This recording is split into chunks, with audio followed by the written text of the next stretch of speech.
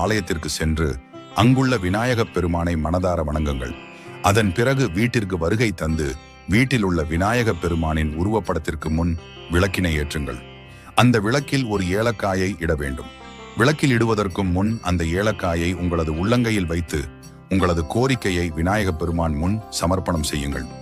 அடுத்த நாள் செவ்வாய்க்கிழமையன்று விளக்கில் உள்ள ஏலக்காயை எடுத்து சேகரித்து வைத்த பிறகு புதிதாக மீண்டும் விளக்கேற்றி இரண்டாவது ஏலக்காயையும் உள்ளங்கையில் வைத்து பிரார்த்தித்து விளக்கில் இட வேண்டும்.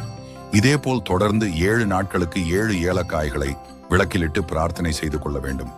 7வது நாள் பிரார்த்தனை செய்து நிறைவடைந்தவுடன் 21 ஏலக்காய்களை கொண்டு மாலையாக தொடுத்து அதனை அருகில் உள்ள ஆலயத்திற்கு சென்று விநாயகப் பெருமானை வணங்கி அந்த மாலையை விநாயகப் பெருமானுக்கு சாற்றிவிட வேண்டும்.